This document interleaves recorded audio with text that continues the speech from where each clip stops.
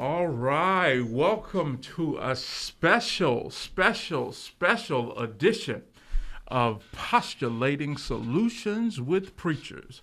I am without my better half, that is Pastor Matthew J. Watts, but we are right here in the thick of things. When I say the thick of things, right here at Ward 5 Forum. And so we are excited about what we have in store for you on today. Postulating Solutions with Preachers is a podcast that's focused on justice and community issues that affect us all. And so we believe that this forum and this debate helps us to catalyze our podcast further into the purposes that we put it together for. And so I am excited because we get to do this round robin. And right now, I'm going to ask each and every one of our candidates that are here right now in studio with us. And so we have Pastor Adam Sanders. And so I would like for him to introduce himself and take 30 seconds. Each candidate gets 30 seconds to introduce themselves to you all, the voting public. Yes, I am excited to be here and want to thank those that are sponsoring and those that's part of this program where you can get the opportunity to hear from us. I am Adam Sanders, Pastor Adam Sanders as well, school educator, preacher, public servant, and looking forward to this candidacy. I'm originally from Arkansas, and I've been a resident for Jackson for the last 30 years and have lived in the Ward 5 area for more than 10 years. So I'm really looking forward to serving the people and to help with some of the issues that's in the city of Jackson. I believe I have a plan that can help us to be able to move Ward 5 forward. Excited to hear more about that plan this evening. Brother Vernon. Yes, sir. Would you introduce yourself to the voting public? Absolutely. My name is Vernon Hartley. I've been a resident of Ward 5 in West Jackson for the past 22 years. I have loved being a part of the community.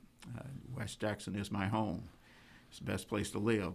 Part of my background includes 3 years as information director for the Mississippi Democratic Party, 3 years as a commissioner, vice chair with the Jackson International Airport, and 6 years formerly a solid waste manager serving all the city of Jackson in that department. So glad to be here, and I look forward to your questions. Oh, absolutely. And so, Brother Ricky. Thank you. Thank you for being here, Pastor, with We Believe. Thank you so much for hosting and sponsoring this, and to all those that are making this happen.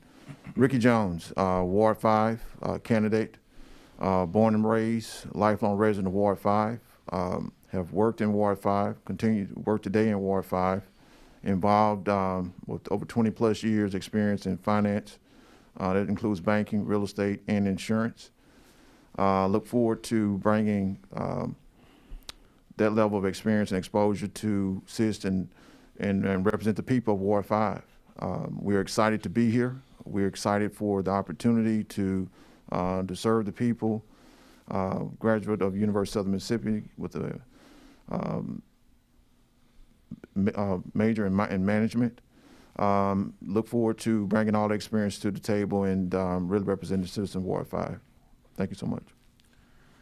No, thank you all. We thank you all for joining with us in this broadcast of Postulating Solutions with Preachers, as well as our sponsors, and that is Friday Realty, as well as Potter Law Firm, Cross Point Financial Group, as well as JW Investigations. And so right now, I would love to begin our questions. And I'm going to start with one of the most obvious and most what I would call hot topics. I was just sharing a little earlier that there was all the buzz here in Jackson just a few months ago, right before the storm hit us. We had just signed Coach Prime to Jackson State. We believed that things could happen. As a matter of fact, that is our motto. We believe, right? Mm-hmm. And so we believe that things could happen and there could be a turning around right here in Jackson. We still believe that there can be a turning around right here in Jackson. And then we had the storm, electrical issues, but then the great water crisis. And if you do a lot of the research, we will know that we put off a lot of maintenance issues and a lot of things that could have been done to prevent some of these things from happening to us. So this question is twofold. Can you all help us to understand, number one, what happened in regards to our water crisis? And then part B, what are some things that a city councilman can do to help aid in the process of getting the water repaired? Who would like to go first? Can you do the first part of that question again? What happened? What is the problem? Most people just know that their water is not working and they need they're not trusting the water right now and they need bottled water and they're buying bottled water, so on and so forth. I'll take it. Okay. What happened? Well, what happened is we have a very old infrastructure when it comes to water and wastewater. Pipes that have been in the ground for too long. What happened is, the cold front, you have some of the Yazoo clay shifting underneath the soils. What happens is there's pipe breakage that lowers the pressure, and after that, you have the possibility of contamination as they try to bring the pressure back up. And basically, that's what happened is that we had a catastrophic failure. And based on that, it just took a long time to bring everything back online. They had to pressurize the system, and then they had to disinfect the system, and then test it. And that took a lot of time. In the meanwhile, we still had cold temperatures, which was adding to the problem with folks being able to get out and get drinking water, and even the city from responding. Okay, I think that pretty much covers what happened. Okay, so that covers what happened. Okay, now what could a city council person do? First of all, a city council person is responsible for the public health and the welfare of all the citizens. What can that person do? Well, on the council, that person can ensure that we have trained technical advisors to make sure that we can minimize the breakage in the system. The city council person can also make sure that we have disaster response plans and can ask those questions using the form of the council. Also, the city council person can also look for backup plans, long-term plans. It may not be during the whole term, but we have to start planning. We have to plan long-term, and we need to be able to reach out to government entities, the governor's office, our congressional delegations. We need to go to Washington, whatever it takes, but we have to start doing this process, and we have to keep it up. The other thing that the city council person can do is ensure that the folks within their ward has plans.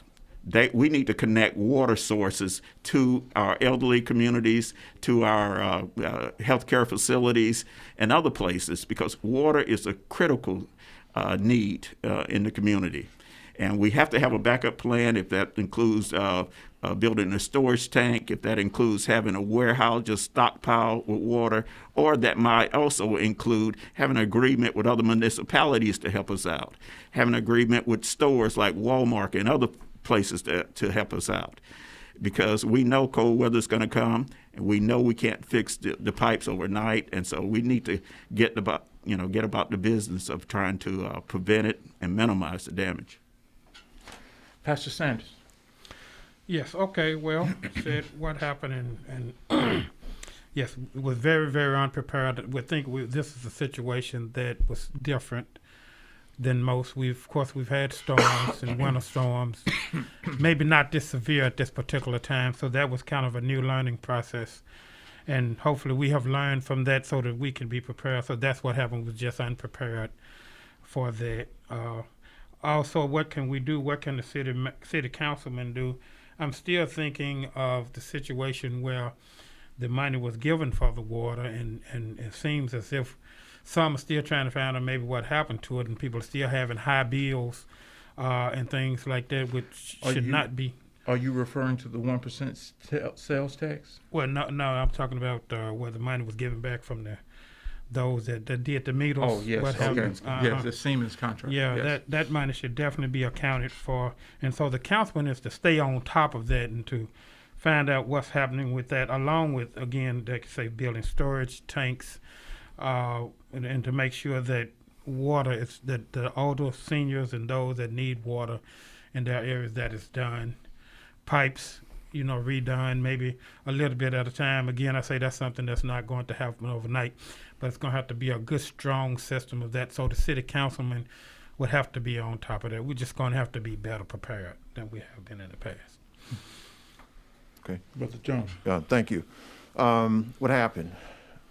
Mother Nature did what Mother Nature does. When Mother Nature came in, with the severe temperatures dropping low, with our already current very fragile pipes and connectors and so on, they failed. The other thing there is what happened is it was very obvious that we did not have an action plan in place. It was very clear that we did not take the necessary steps as a community, not only to look at ways that the city has in terms of its control, in terms of work with other agencies, but also to those key community organizers, those key community organizations that we rely on to assist us in working with our communities. We're not aligned with us. We're not on the same page with us. We have to do better. We will do better.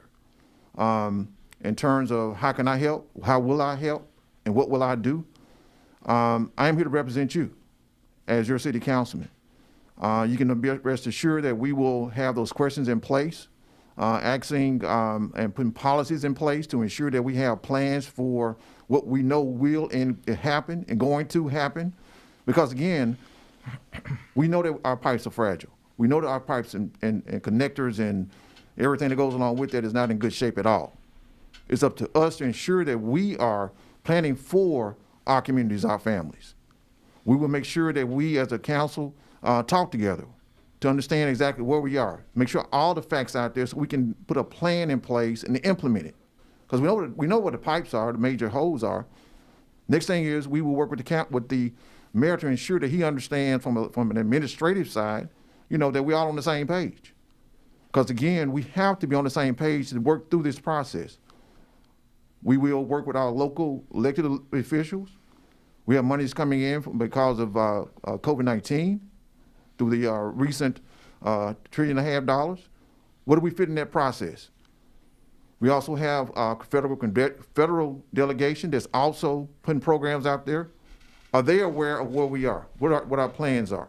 So we will work through that, advocate, and prioritize ensuring that we have one of our most precious resources available for everyone that is safe, that is clear, and that's going to every faucet, every home, every hospital, every school, so our children, our families, and everybody will feel very, very safe and secure, knowing that they have good quality water come to their homes. And we also work this out, get the water bills and things taken care of too.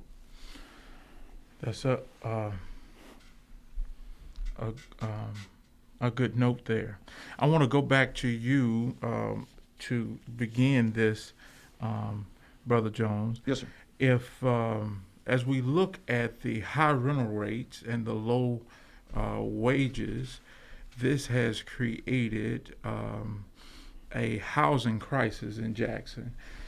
Jackson has become one of the highest rental rates within the country per capita per income. At the pandemic, the loss of jobs, even the unfreezing of these evictions with the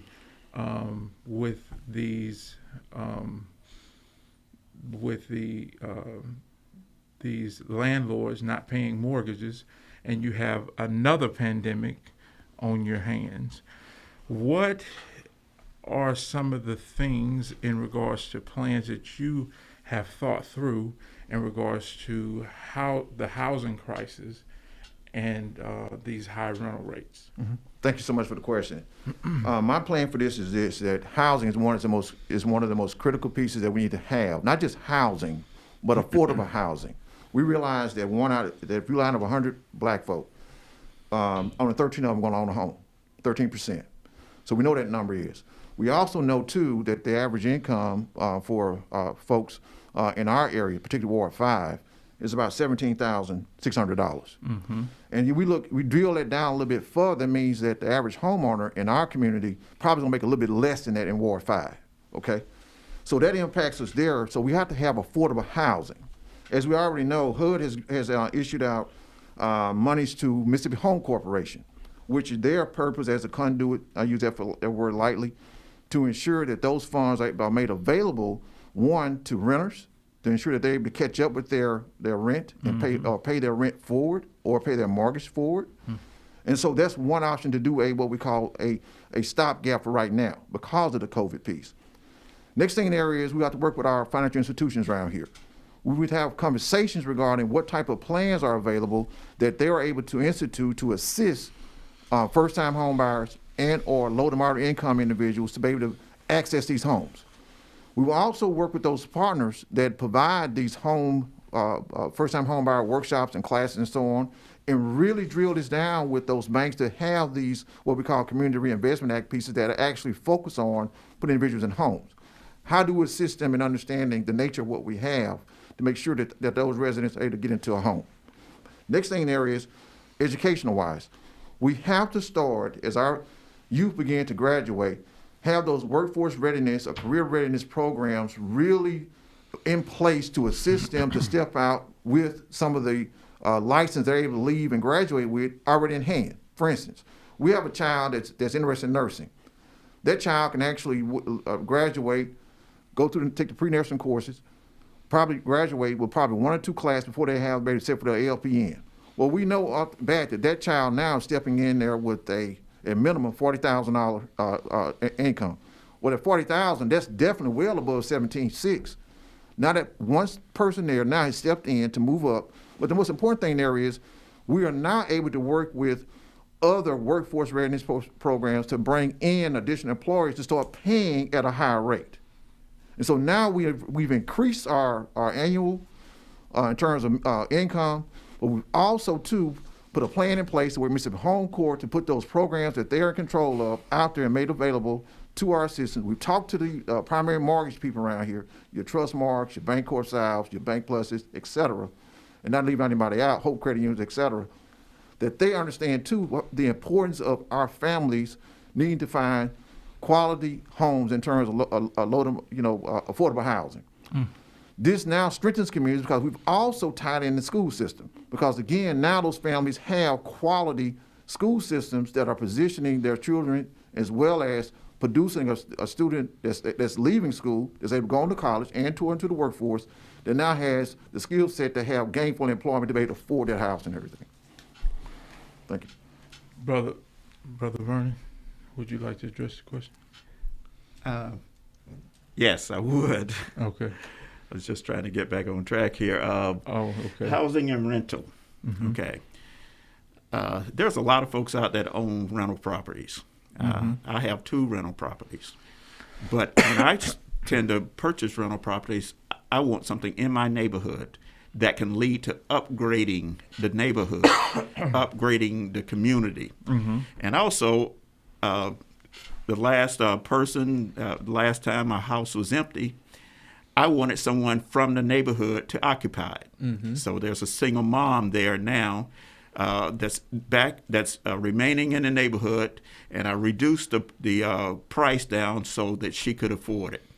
Okay, single mom, 10-year-old child in the neighborhood. I'm keeping the street up. I'm keeping the house up. Right. And to me, that's what's really, really critical. We have a lot of folks that own properties, and to be frank, some of our properties and some of the streets continue to deteriorate. We are having a lot more rental houses. What's happening, what I see is that sometimes the elders may pass on, and then they pass it down to a son or daughter or a grandchild, and they don't have the same amount of investment in the property, and then we have more and more rentals. What I feel as though we need to do is we need to get more homeowners into those houses. We need to stabilize the community. Rental houses, if you're renting, that's good and that's fine, and we need renters. But also, we need folks that are going to be committed to the community, not just come in a few months, park a car in the yard and just kind of bring down the neighborhood. We need folks in those houses that can be responsible, and that's all a part of my initiative in being that the neighborhoods and the community is the center of my platform. Working on that. And working to make sure that we cut out the number of slumlords. A lot of folks are looking for opportunities to buy property cheap. Well, that's all good and fine, but what we have to do is we have to maintain the integrity of the neighborhood. And we can't let a lot of outside investors come in and just destroy the heritage, the background, and just the culture of the neighborhood. So that's what I see when I think about housing, rental rates, and contractors. Brother Sanders? Yes, and I'm okay. Well, education again, educating people on home ownership rather than looking forward to low income or what it is that they're used to. One of the things we're going to do in my plan when it comes to crime, we're going to be educating people as well. We want to change people's thinking, the way people think sometimes, that you really can be a homeowner. You really can make a difference in your community. I remember I rented for years, and I was happy that that's the way I started owning homes, is I rented from someone who actually you lease the purchase, and I think that's a good idea. I think we could educate our people more and more in that, and that's why I'm thankful that the neighborhood I live in, that's in Ward 5, most of us are homeowners, and some are becoming homeowners. That's going to change our community there, but we plan to have a center, and that would be one thing that we want to do, is to help people to have economic growth where they can grow and they could improve. So education is going to be maybe the key to that, and we got to encourage. So once our education comes up, our finances come up, we can do more. And so as neighbors, we look out for each other. We see something in somebody's yard or what have you, we keep up with the person on the street, because we all want our property value to stay up, and we want to be where our homes look good and those around us look good. So we most definitely look forward to that. So that's our plan so far. Okay. And I want to address this question to you, Brother Sanders, first, before our break, because it's about the zoo. Okay. And as I was reading the information, some of the information in which you wrote and have put out, the zoo is some of the stuff you lead out with. So I would love to hear your take on it. And so, as we know, the zoo is facing some very hard financial issues, and for a while it has been closed here, and so it is under some, it's been floundering, let's just put it like that. what are some of the things that you would submit as far as a plan that would bring revival to the zoo area as well as the zoo itself? Okay, good question, and I'm glad you asked me that question. I was thinking I did say something last time about a theme park or something that's connected to it. Maybe, for instance, a water park since there's a lake there or something, some type of way. I remember I went to Disney World some years ago, and they have boats that you can kind of rent. And of course, I know that's a small lake or whatever, but I did think about a theme park or something that can be connected with the zoo. I remember when there was the water park there, out there right by the reservoir. I think that was kind of interesting. That's one idea. Maybe some kind of small petting zoo or something where the children can go and pet the animals. Hopefully we would have that.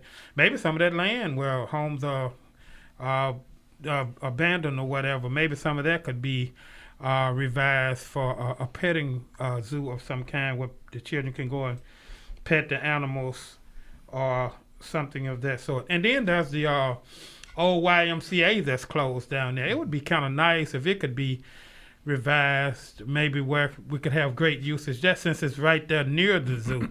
Those are the three main things. But I think if we can do some major redevelopment there, we could really bring some great attention to the zoo. Brother Vern? Okay. The zoo area, first of all, I think that we have a treasure with having the zoo there. And I feel as though we haven't put the zoo and the roadway leading to the zoo as a priority. Mm-hmm. There are abandoned properties on that gateway on Capitol Street to the zoo. The 1 mile stretch, you got abandoned properties, you got grown up areas, you got folks walking up and down, you got trash and litter. We need to do a better job of preparing the roadway to the zoo. That's one thing we need to do. If we are to keep the zoo, and I would work, Councilman Hartley would work endlessly to keep it, because I think it's a great resource for West Jackson. But we have to do a better job of showcasing it. We need to, again, take down some of the houses.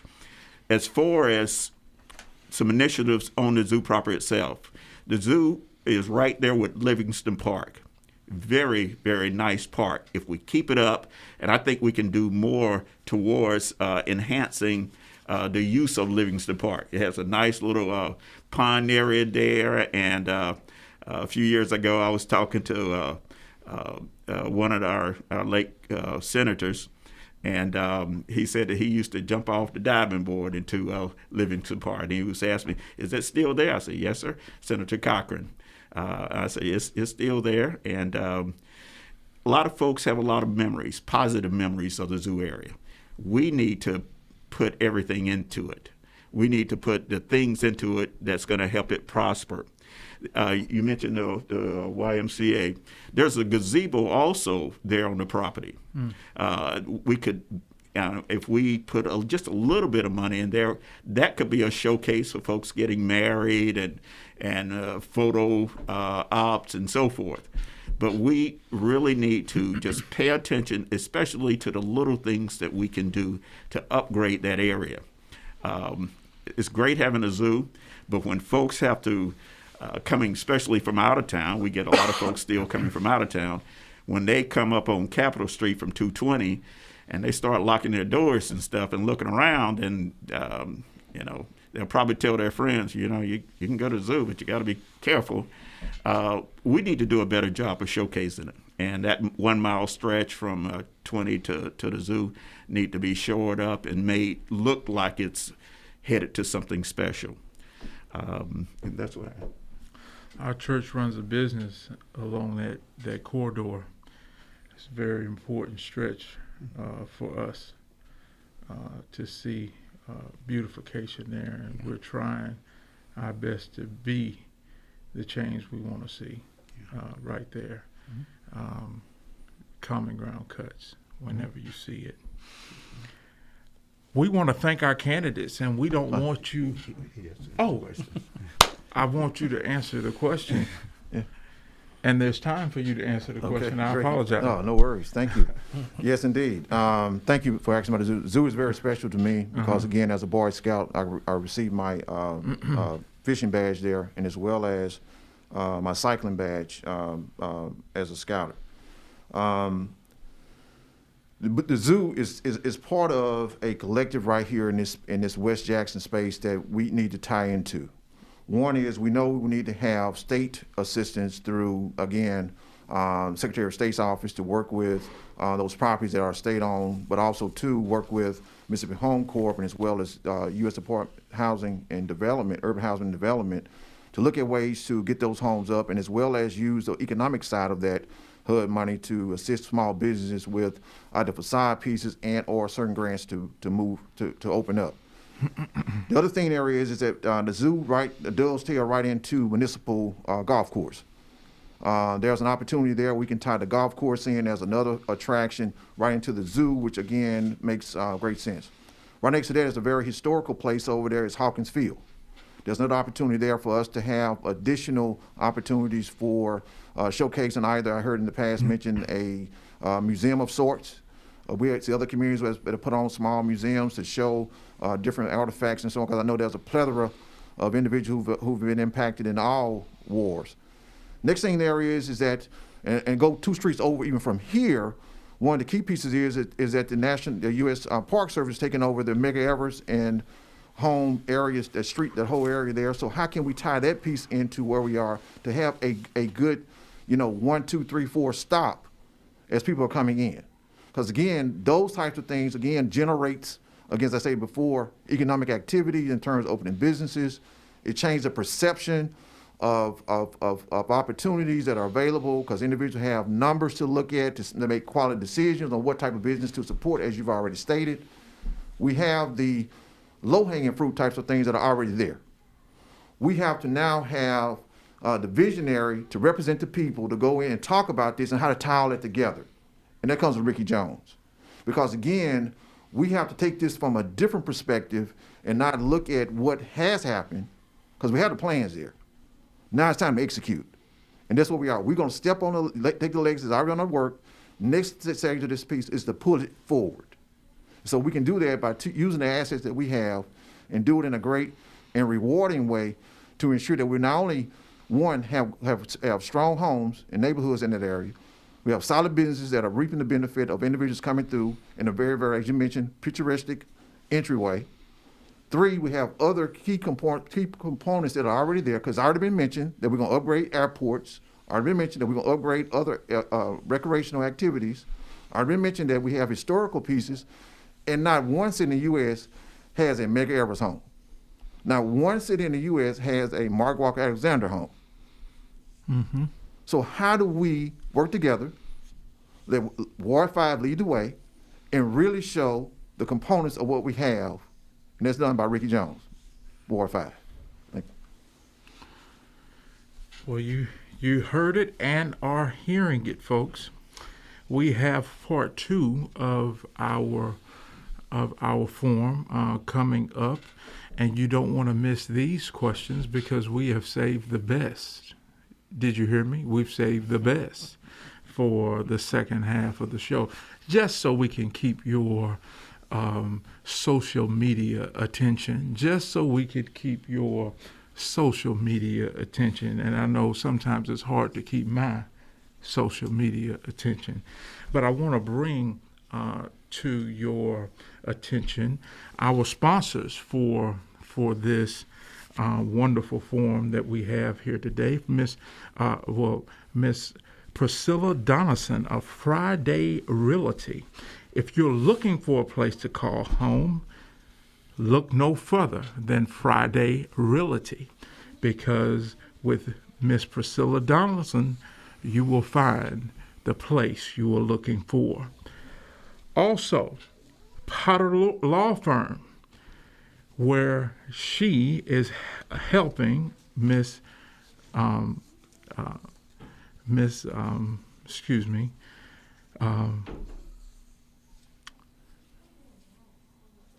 I had a brain fart.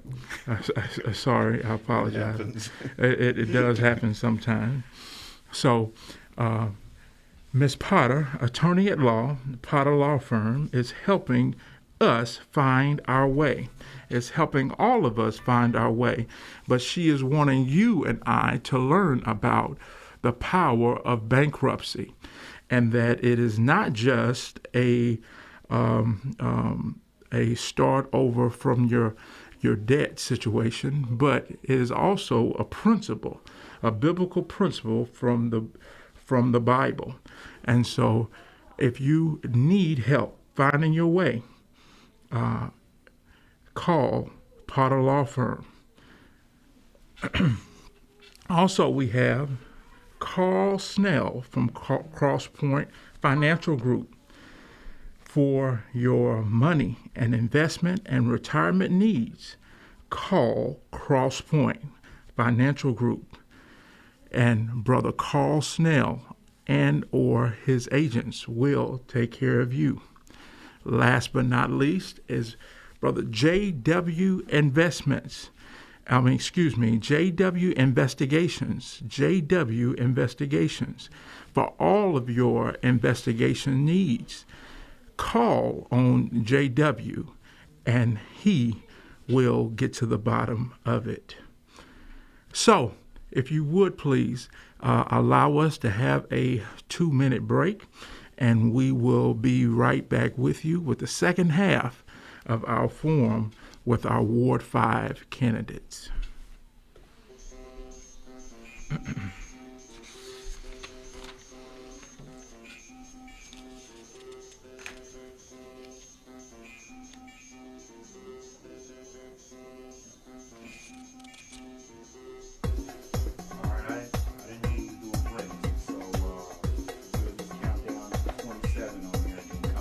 Okay. All right, so what, I'll go ahead and get it on now? No, it's getting warm up in here though. It's getting old. There's a light.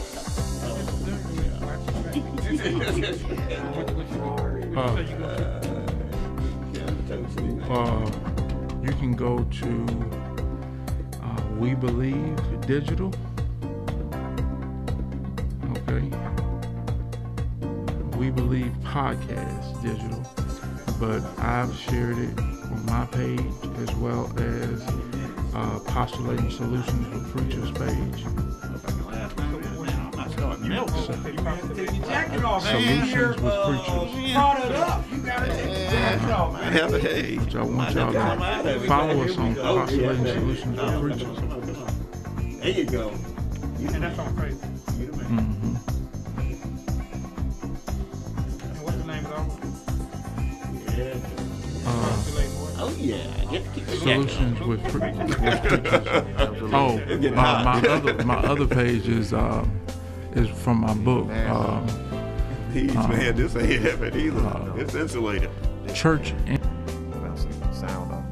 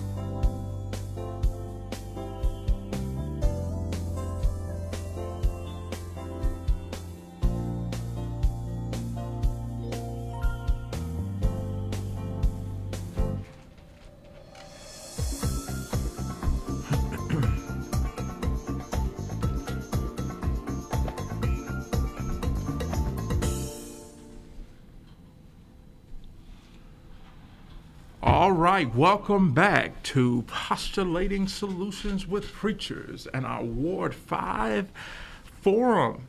that we have here with our candidates for Ward 5, and our election is right here on April 6th. On April 6th. So we want you all to go out and vote. We need you all to go out and vote. Listen to me carefully. If you vote on April 6th, you have not done enough. Y'all didn't hear me. Y'all didn't hear me. I'm almost like I'm in my pulpit when I just said that. Y'all did not hear me. You have not done enough. If you just go out and vote on April 6th, you have not done enough.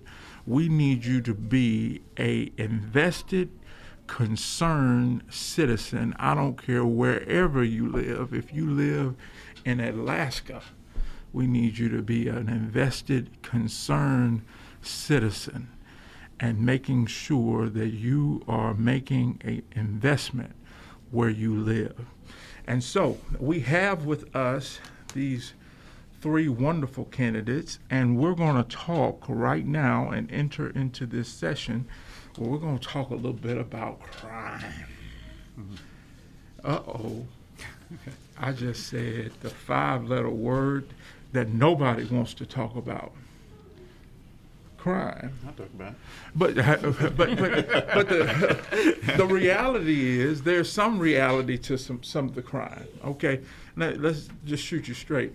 Who can? The police can do very little about man going home, got his mind made up. He got a little taste. You know what I mean? Of the drink. She say something to him. He snap. And boom, they on the floor or whatever, what have you. He can't do nothing about that.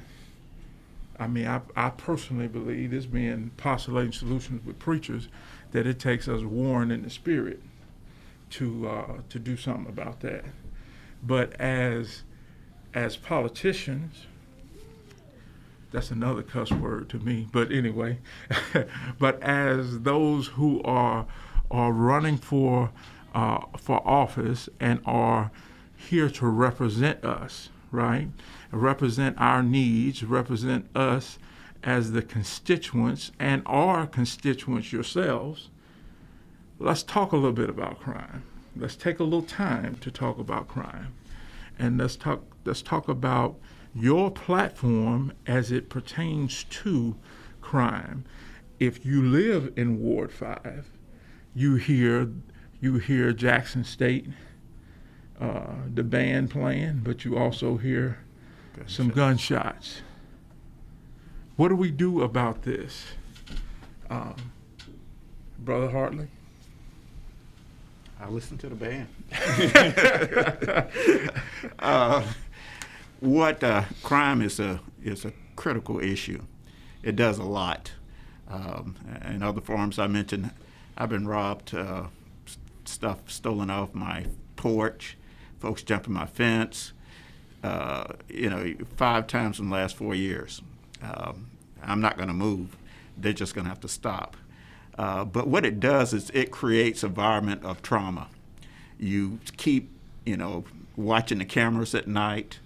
You do everything in your within your power to make sure you're safe. But it also make you kind of neurotic. We have to do something so our seniors will feel safe in their homes.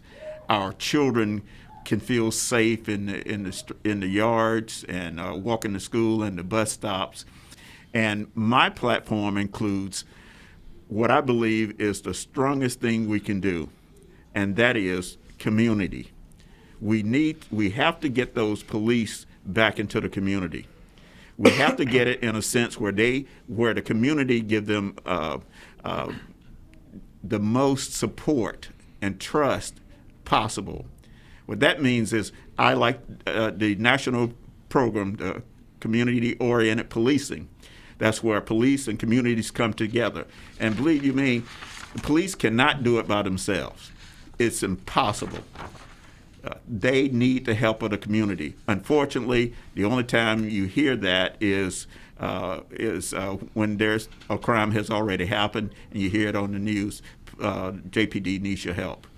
We need to have it where the beat person that's protecting and serving us is involved in the neighborhood. We know their names, we know their faces, and we can feel comfortable around them. We can give them information. They can give us tips and strategies on how to prevent crime. And this is the key, because by itself, JPD cannot get it done. It won't happen if the community's not involved. And I would look several things here. One is police officers. You know, they need that support of the community. Also, they need better pay. They need a lot more being immersed into the community. I would even go to say this: let's take an abandoned house or two that needs a little light work. Let's fix it up and put the police officer in there. Now he's in your community. Now you have a face, you have a name, and you have a telephone number. That person can get out of it, very inexpensive or no rent at all. We have to start thinking outside of the box when it comes to enforcement. So that's one thing I suggest doing. Another thing is we have something of a revolving door concerning the police officers. They go through the academy, they work a few months, and then they're out. They go to some other municipality for more pay and less danger. And, they sort of have a point there, but it hurts the city of Jackson. Now we have to train another person and another person. What we're doing is we're just training the assets for another municipality. We have to really look at that. Police officers deserve the respect, ultimate respect from the community. We got to give it to them, and they have to be a part of the community, or this thing won't work. You just seeing them drive by, that's not going to work. They need to attend our meetings during the COPS program. They need to be telling us what happened on our streets, and they need to be giving us information and strategies on how to prevent that from happening. And I've been attending the COPS meetings for years, and I think we don't do the best job we can. If I'm your city councilman, Councilman Hartley, I'm going to be at those COPS meetings, and I'm going to make sure that the precinct commander gives you what you need. Give all the community leaders what they need, information and strategies. And so that's one way that I'm looking at reducing crime. Again, having more community-oriented policing and putting them in our neighborhoods. Thank you so much, Brother Hartley. Brother Jones. Thank you. If I may, this is a Nehemiah moment. We are on the wall with this. The gate's got to get built back up. And so with that said, we definitely work closely with the chief of police as we have calibrated, because I find that it's they know, as law enforcement, as police officers, where the criminals are. They know, as police officers and being with this community, where the hot spots are. And how do we assist them in giving them the support, resource, et cetera, that they need to go take care of those issues? Because ultimately, there's two non-negotiables that from our role in advocating and prioritizing the lowering of criminal activity as well as the lowering of criminal acts. They have to serve us and have to protect us. Those are non-negotiables that have to be met. So with that, that piece will look like working closer with our educational system to ensure our children are in school, look at workforce readiness programs that'll train a child up, because again, if some of these crimes are being committed because they have no skill set or low skill set, we'll use workforce readiness programs to train them up, because again, if a child is learning something, they ain't got time to commit no crime. And so with that, we will have those close conversations.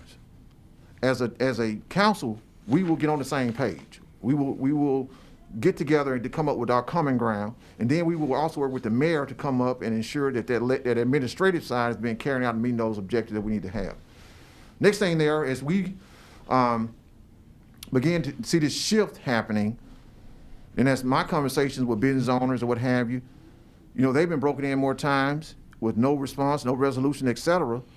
Now they will feel better about furthering their investment in the city. in their business, particularly in Ward 5 to start, and then as they permeate throughout the city and work with other wards, then we're able to do the same thing. But ultimately, they will see that we are taking this as a priority, as serious as it needs to be, to ensure that our families, our communities, our children, our business owners, et cetera, are feeling good about where they are. There's gonna be a collective effort. Next thing, we have to work with our health, mental health facilities to ensure that they're providing whatever services, and also those agencies, those organizations, that are saying that they're working with these, special populations, that they're actually carrying them out. What are they doing? How do we come up with a better game plan with this? And then finally, how are we putting this together to ensure that our judicial system is on the same page with us to look at the importance of how we're being impacted? How do we continue to get with our legislative group that represents particularly Ward 5 to advocate for certain laws to increase the number of DAs? Because we got to make it uncomfortable for these people around here that's moving around. Because see, they mentioned certain areas across the river or up the highway there. They get comfortable, they uncomfortable with those names. When you hear Jackson, it's like, oh, okay. We got to change that up, because how they feel uncomfortable over there will feel very comfortable here. So we got to make it uncomfortable with them, and we're going to need the judicial system as well as not only to assist us in coming up with those programs, but also to look at ways of allowing us to be able to recruit and retain the best and brightest, as make them part of our team as we move our pay scales, not only for our law enforcement officers, but also our first responders up to the Southeastern average.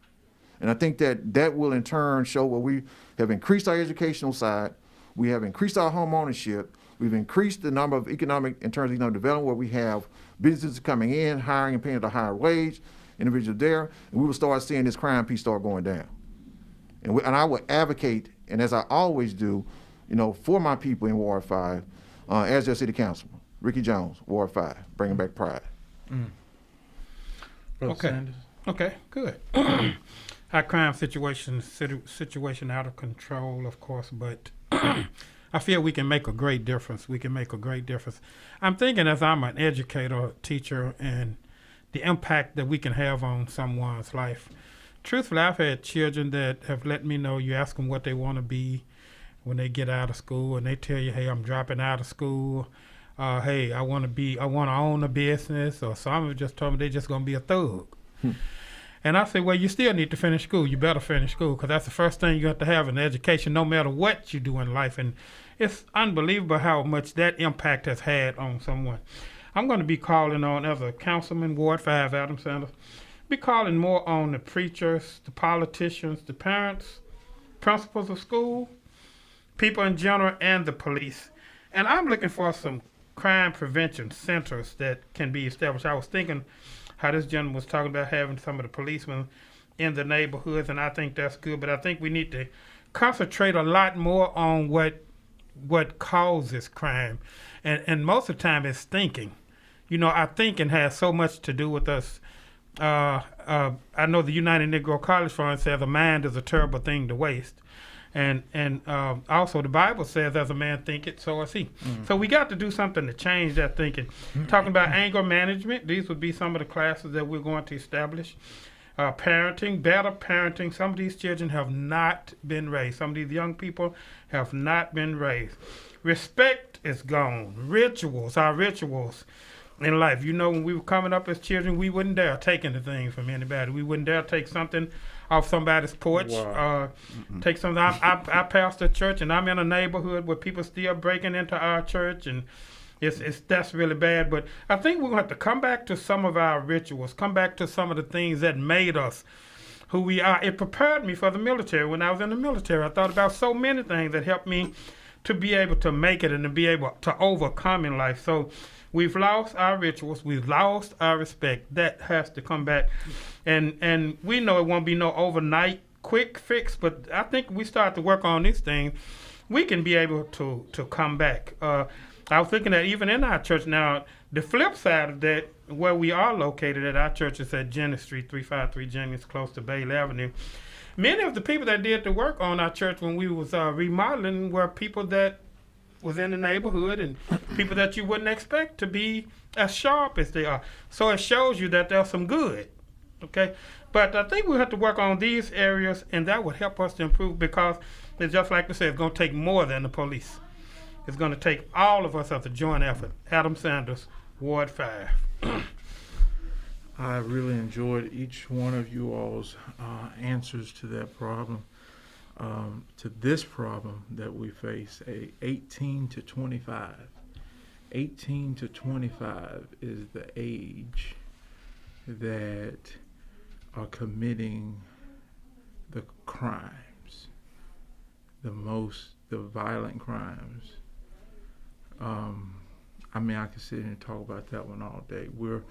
We shuffle between number 2 and number 3 as far as the number one. I mean, as far as in our state having the most incarcerated prisoners. I could sit here and talk about this all day. But the one that gets me the most that we're not talking about, and I'll just let this one rest on you guys, is that the over expulsion and suspension of the black and Hispanic male. And we got to think about that. We got to think about the fact that when we suspended them, where are they going?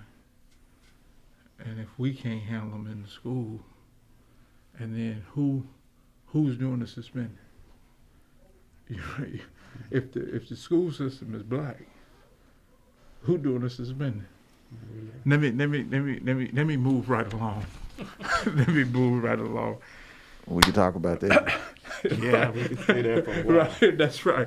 Road conditions. I told them we're saving the best for last. Road conditions. I don't know if you have taken a drive down Lynch Street or taken a drive down Robinson Road or taken a drive down Capitol Street and it's gotten dark and you couldn't see exactly what was in front of you. Yeah. And boom, boom, boom. Yeah. Long time. Oh my goodness. Oh my goodness. Mississippi is number 7th in the nation as far as pavement and road conditions. Number 7th. Okay? All right. They calculate these things. All right? And we are dealing with this as a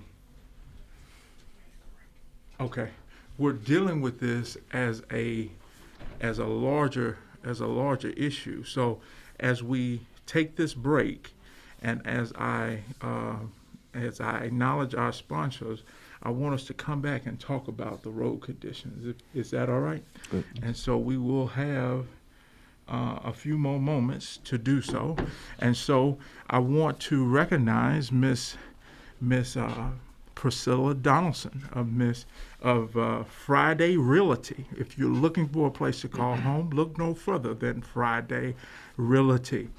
Also, Potter Law Firm of Miss Joni Potter, attorney at law, wants to help you find your way, particularly in the area of bankruptcy. And so she wants to help you to learn what it truly means to file bankruptcy, and that bankruptcy is not just this get out of debt quick thing, but it actually comes from the biblical principles. Crosspoint Realty and Carl Snell, if you're looking for a way in which to invest your money, your finances, your retirement, all of your financial needs, look to Crosspoint Realty and Crosspoint Realty and Crosspoint Financial Group, and Carl Snell will help you. And last but not least, but JW Investigations. Call JW Investigations for all of your investigation need, and JW will get to the bottom of it. Thank you, and we will be back in 2 minutes, and we'll talk a little bit more with our candidates about the road conditions.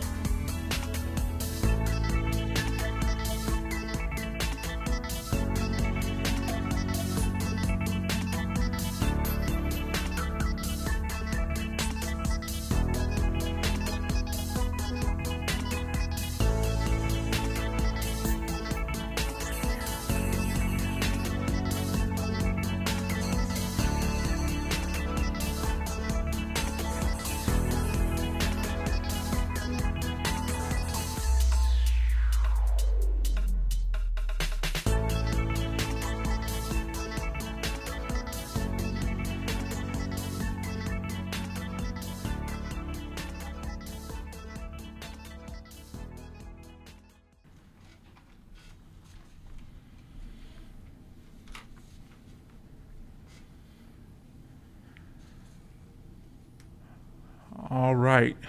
If we can take the next 3 minutes apiece with this, with these next questions, we will have time for the one final question to land the plane. And I think it'd be important to land the plane, to land it well, and not have a bumpy ride, a bumpy landing. Yes, sir. You know what I mean? And so, as we've been thinking about road conditions, Brother Sanders, I'm going to offer this one up to you. Can you talk to me about your thoughts as a candidate for council about your plans and what you could do as a councilman to help us with our road conditions? Well, the first thing I would say is I would definitely solicit more money to build the roads, to improve the roads. That there has to be more money. There have to be other organizations that we can get money from, and I want to make sure that the money is used as is designated for the roads and the highways to make Jackson look more beautiful. There's people don't want their homes in neighborhoods where roads are bad, where they have a problem getting back and forth to their roads. There has to be more money, whether it comes from the state or it comes from the federal. There has to be more money available to help, to rebuild the infrastructure with the roads. It has to be. So we would have to target that, even if it takes going to Washington or whatever it takes, but that has, and that with that, then that's when we are able to do what we need to do to put down the type of roads, more lighting, and as I was hearing you say on Lynch Street and some other places where it's dark and you can't hardly see where you're going, and you're in your nice car with your family. You don't want to be fixing tires, but there has to be more money available or more money given. What we need. So that's with that. I know that we'll be able to, because I know it takes millions of dollars to repair roads. I think that would be my main focus as councilman, to figure out how we can get that money that we need for the roads. Mm-hmm. Brother Hartley? Well, first of all, I think that again, I'm looking at it from a people standpoint first. I used to live on the corner of Robinson and Intersecting Road. One weekend, I had 3 cars in front of my house because they had hit a pothole on Robinson and their tire went flat. That's in the space of 2 days, 3 cars. One thing I believe we need to do is we need to have all the hazardous potholes marked some kind of way to give somebody a warning that there's a potential problem. It could cause accidents. It could cause damaging your suspension, busting a tire, and some folks are just trying to make it work.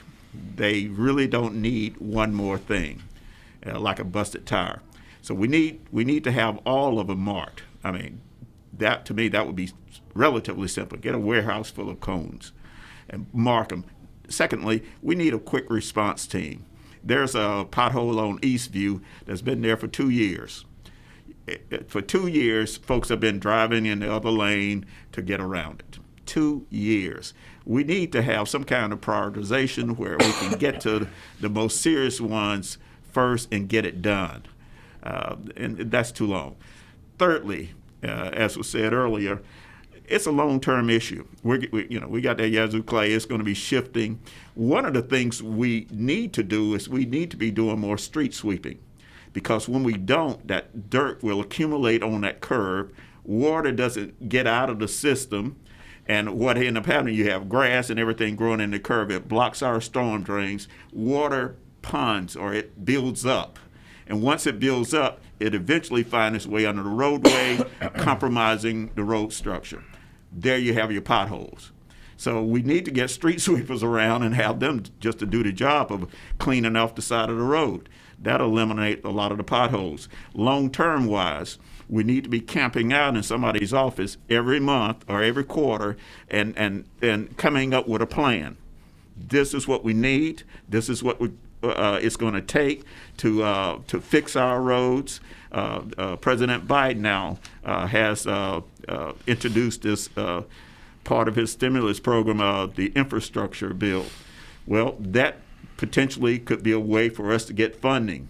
But whenever we get funding, we're going to have to make sure, number one, that we have a good plan going in. Hey, this is what we want. This is how we believe it'll work. And secondly, when we do get funded the money, we need to make sure everything is accountable for and we have good results, or we won't be able to get money again. So as city councilman, those are some of the things that I'd be focusing on. Councilman Hartley, I'd be focusing on, number one, making sure that our citizens aren't hurt and their vehicles are not damaged because of the potholes.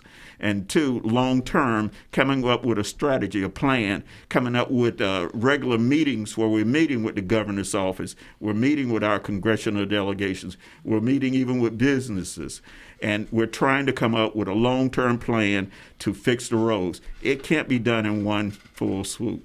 We're going to have to break this thing apart. But immediate actions and long term actions, but we have to get it done. Thank you. Okay. All right. Thank you. Yes. First, let's acknowledge the alternative, and we're living with the alternative right now.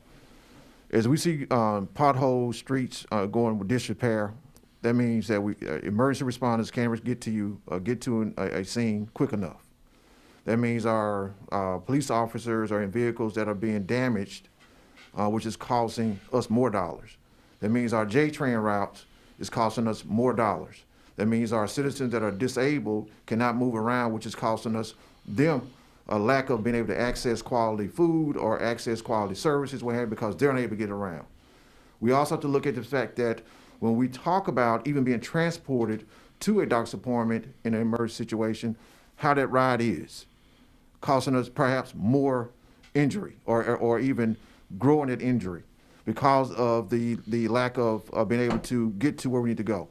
The other piece there is that as we begin to look at this, I have surveyed the roads and bridges and the streets in this ward. And we have to come up with a concise plan collectively as councilmen, because again, we have to prioritize where we are. Our children are not able to get to school because of craters or what have you. If they're not able to get to school, then how are they going to be delivered on the school bus? School buses are coming up damaged because of this. Again, as I'm going back to the alternative.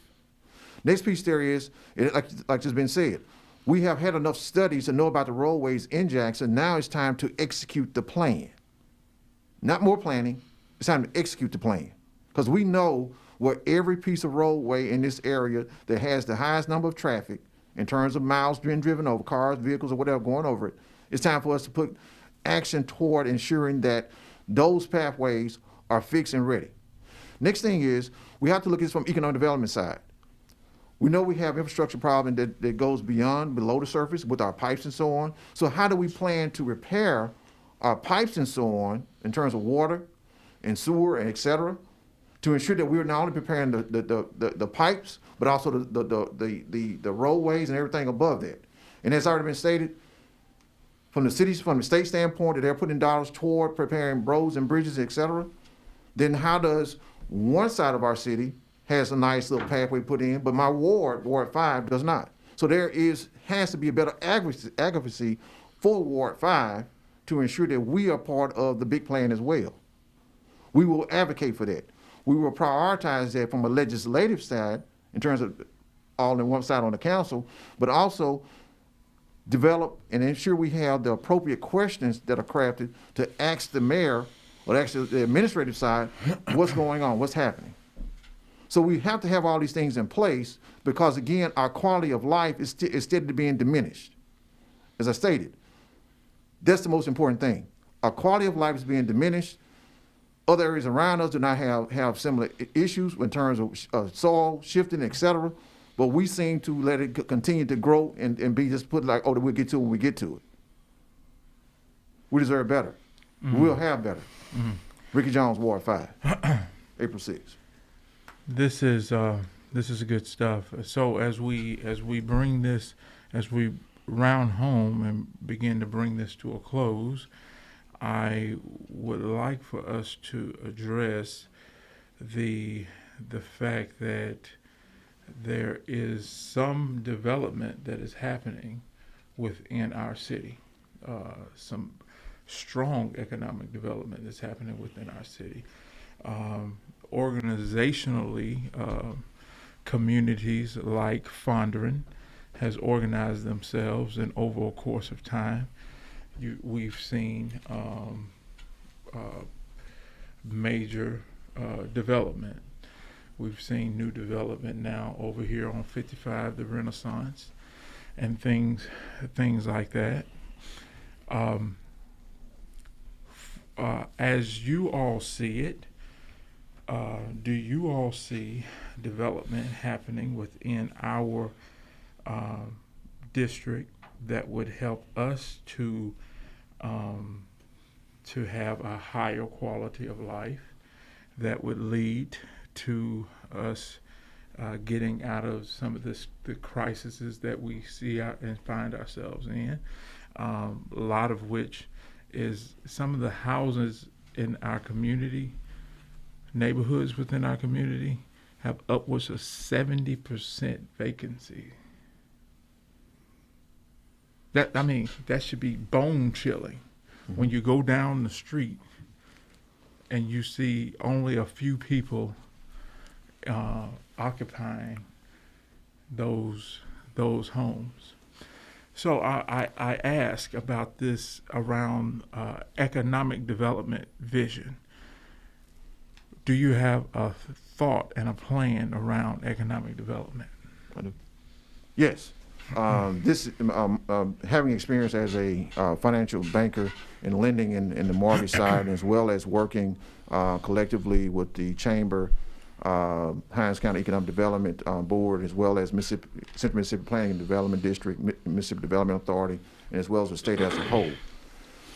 We have to look at the housing piece, because again, when we start looking at our educational system, we have to have workforce readiness, workforce development, career readiness plans out there. This means that as a city, we will advocate with the administration to ensure that the schools are actually calibrated or we'll work on the same page. Because again, they're needing teachers, We need to have appropriate housing made available for them, or programs available, which are some programs that are out there to ensure that they have a place to stay. That's the hard money. We also have to make sure that our schools are full. Right now, our priorities seem to be a little bit in the other direction. We've had more schools are closed than liquor stores. We talk about vacancies in our ward, as you mentioned 7% rate. Well, it's challenged to have 10 liquor stores and only 3 schoolhouses. Think about that now. 10 liquor stores, 3 schoolhouses. Where do we see and how does this work to ensure that we have taken moderation out of the equation and it's gone to saying this is the best economic piece that we can put out there?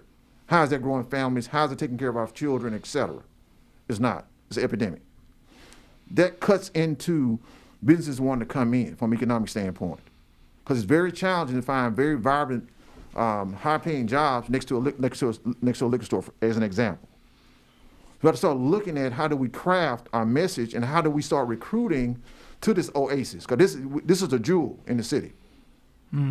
We have to ensure that we are putting that message forward, and as a councilman, I will advocate with my constituents, with my neighborhoods, with everyone to say, okay, this is where we are. How do we make this happen? Because it's important, and I'll just add this in, I haven't spoken this whole night, but it's important that we not be displaced in the process, crushed like cockroaches in the process. Property values driven down. We go and get education, go get master's degrees, but then not be able to get a loan, so on and so forth.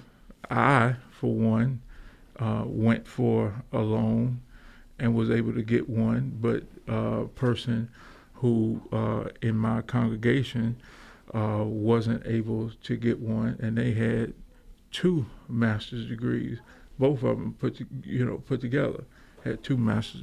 Am I making sense? Yes, and this is where we have to work again with our banking institutions and as well as with their employer to ensure that we have pathways for that new hire to be able to get whatever type of housing, type of mortgage that's available, that's made available through our advocacy. Because again, now we understand something. Most of these mortgage originators in our state, particularly the banks I'm referring to, have a plethora of programs, and they have ways that they go about looking at how these loans are going to be underwritten. In other words, who they're going to make the loan to, et cetera. We, as a city piece, have to ensure that we are advocating for quality, acceptable loans for people to buy houses, because it doesn't work the other way. I have the background exposure to be able to have that conversation discussion for the citizens of Ward 5. Again, the other piece there is in terms of how we are attracting businesses. Businesses come where there are quality schools, there are parks, museums, et cetera. We have all those types of things, except we need to make sure that we recognize that these things are already here and we can actually continue to push them forward to get them better, because if not, we will start seeing more school closed. And why? We're sucking dollars out of the community at that point. We're sucking dollars out of the community at that point. Because with one child in a school, when we have truancy working together, making sure attendance is where it's supposed to be, represents nearly $10,000. So we see a school with 300 students and nearly $10,000 a head. Do the math on that. We have in this ward a career development center, CDC, that offers, again, as I've stated earlier, nearly 5 national certifications, license, plumbing, HVAC, welding, et cetera. You wouldn't know How this. many well, we have not put priorities with the school system to ensure that we know what that number is. Because again, like you stated, the city needs all of that. When you go in and repair pipes, we need somebody that's a master plumber to be down there helping, assisting. We need to go in to repair pipes. We need a welder down there to ensure you're tying in the appropriate way. Why are we producing those ourselves? Through workforce readiness programs. When we have dollars that are set aside that comes in to assist in building those programs. But we are not, right now, making it a priority for our communities, for our city of Jackson, which again goes back to those great homes that we have. We understand some of them have to be torn down because we can't save them. But a lot of them can be and should be. because there are programs out there to assist in that. Again, that same master carpenter that comes out at Career Development Center over here at Provine is the same master carpenter going to repair that house and be a general contractor, again, that's in our community. Mm-hmm. And it represents an opportunity. These houses that come down represent an opportunity for a new construction home, a brand new home, Yes. to be constructed. Yes. Vernon, Brother Hartley. Okay, following up on what you just mentioned, I was in the Washington edition, and some of the issues there is folks can't build. They want to build, and they have too much red tape and other issues, administrative issues, that's preventing it. So I have to look at that, okay? Find out what are those things that are that's preventing them from building. But my overall vision is this. We want Ward 5 to be a place where residents can live, work, and play, and businesses can invest, grow, and stay. Now, I envision communities flourishing, businesses nearby, because they have a customer base. Our children are able to go and work in some of the stores. They're learning things, okay? But what I believe is we have to start at ground zero. We have to start, first of all, stabilizing our communities, and then upgrading our communities where we can stop losing folks and we can start attracting people in. Because if our folks continue to leave, then we have an issue. And that's going to affect the businesses and the whole economic development picture. Right now, there are folks out there that I talk to every day, and they're at that point of, should I leave or should I stay? They're at that point where their kids are coming in from the suburbs and say, hey, mama, you need to leave, man. It's just getting too bad here. So they're holding on by their fingernails. One thing that's needed, sorely needed, is for our tax dollars to be brought back into the communities to help give them a reason to stay. But we need to stabilize those communities, and then we need to invest in them where they can grow, and then that helps the economic picture. We have more tax funds for the city to work with. It helps the entire economic picture. For years, I've been every small business that show up, especially on Ellis, I'd stop by there at Joe Q Citizen, stop by there and talk to the man. Hey, who's the manager? And they'll say, hey, Joe Blow back there. And so I got to know managers of some of the businesses, Burger King, one in particular, Antonio with the Steamers Seafood. I've known him for years now, and I just come in there and encourage him, and we have regular conversations. Sure. He still charged me the same price, but it encourages him, the fact that someone is glad he's me the there. same price too. Oh well, you don't get to preach a discount. But we need businesses to be involved in the community because they depend on us and we depend on them for services and goods. They can't just come there to that corner store and trash the place. That makes our communities go down and degrade. So businesses are critical to our development. But primarily, we need to have businesses where they are attending the community meetings. We need to have community folks that are encouraging the businesses, asking them, how can we help you? We need that relationship to be stronger. And once we get that and we start upgrading these communities, then I believe we'll be at a point where we can look at more diverse businesses. We can look at our children being able to have little side jobs in the businesses and learn other skills. But we have to pull together that community and that community-business relationship. Thank you so much. Okay. Pastor Sanders. Sure. Adam Sanders, Ward 5. Okay, I was thinking to myself that because we hear a lot about people leaving Jackson and people are disappointed and they move out and what have you. And you don't see this on the news, but myself having a former background of being in the moving business for more than 28 years, Now I have to say this: I've seen a lot of people talk about people leaving Jackson and leaving Mississippi altogether. But I have to say this: I have seen a lot of people moving to Mississippi because of taxes are low and the cost of living is cheap. I've known people that have moved from California, and they truthfully they told me they sold one house and bought two here in Mississippi. Mm-hmm. They moved from Michigan, and they came here and bought two homes, and the cost of living is so much better. And to looking at the improvement that's being done in Fondren, and as you say, Renaissance, and I think once I heard over $1 billion was spent downtown, something of that nature. It lets us know that we can do better. We can have the economic growth that we need to be the city that Jackson needs to be. We are going to have to have more attractive neighborhoods. You know, crime has to be better. These things have to be better. But I'm saying, as a councilman, it's going to be my plan to encourage people that we can do much better right here. What you need, the resources are right here. We just have to do a lot better. Mm. Thank you so much. I planned on asking two questions with that one last, but the time was sucked out of the room because of the excitement of these candidates about their candidacy. And so I want to thank everybody who participated and watched us in this with this special edition of Postulating Solutions with Preachers.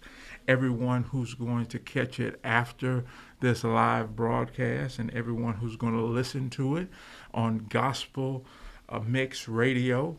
We want to also thank We Believe Podcast Studios for allowing us to be here and helping us to make sure that things go forward. We want to make one last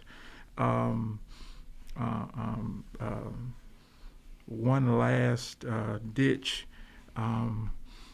shout out to our sponsors, Miss Donaldson of Friday Realty. If you're looking for a place to call home, look no further than Friday Realty. Potter Law Firm of Miss Joni Potter, attorney at law, helping people find their way, especially in the area of bankruptcy. Brother Carl Snell of Cross Point Financial Groups.